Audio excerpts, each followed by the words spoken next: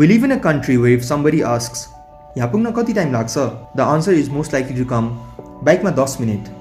Well, it's partly because people are fanatic about bikes and is also because it has become a bare minimum necessity for people traveling around in Kathmandu. Be it for sneaking through traffics or riding through mud holes and skipping ditches.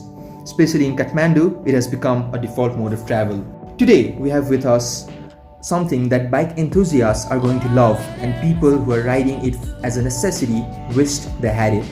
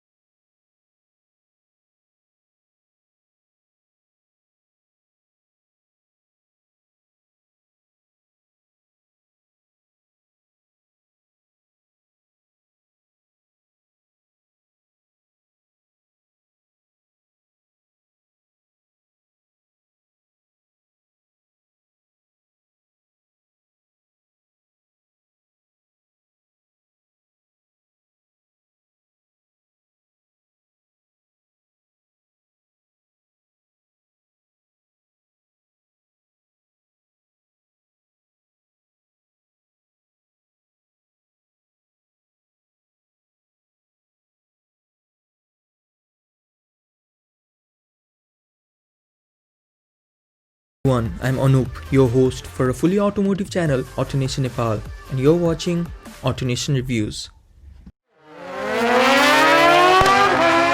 When I sat on this bike, the first thing I realized was the decent seat position. It has a height of 795mm, which is pretty good for most of the heights Nepalese have. Apart from that, the foot position is also pushed back in order to fit the comfortable riding position for a rider. When you first look at this bike, you might get a sense that it is identical to its predecessor TNT 300. But when you go into the details, it's far different. When you look at the headlights, it is more identical and seems to be inspired by the KTM design. Moving along, the tank it has is a chunky 16-liter capacity with a reserve capacity of 3 liters. While you are on it, what I'd also like to say is it has a very good mileage of 25 kmpl, which mostly people have said bumps up to 30 kmpl while riding on a highway. So, the power it possesses is very convincing, and when I rode this bike, I could feel it from the go.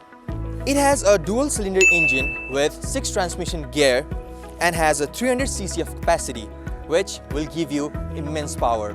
The horsepower it has is 38 bhp at 11,000 rpm, whereas moving forward it has 25.6 Newton-meter of torque at 9,000 rpm. You can see the figures, they speak for themselves. This bike has a myriad of cutting-edge features like the digital instrument cluster, LED headlamp and tail lamp, alloy wheels, and split grab rails. Some new features include mileage display, gear display, and time display for a smarter cruising experience. The bike also has a dual-channel disc brakes and top-notch suspension as groundbreaking features. The enhanced braking performance of this baby comes from a 4-piston caliper, 260mm double discs at the front and single-piston 240mm disc brake at the rear. The company has offered the dual-channel ABS as standard for better stopping power and safety to the riders, which can also be turned off and on.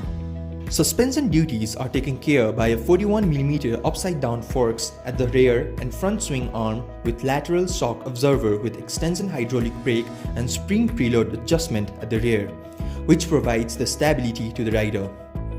The naked superbike rides on a tire measuring 120/70 ZR17 at the front and 160/60 ZR17 at the rear for enhanced gripping.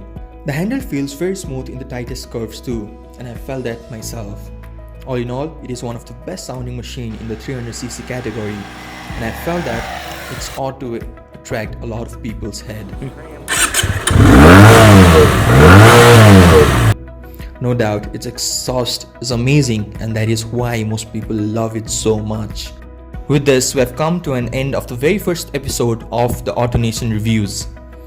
Don't forget to hit the like button, and for more contents like this, please subscribe to our channel. And if you have any feedbacks, you can leave them below in the comments section. Thank you.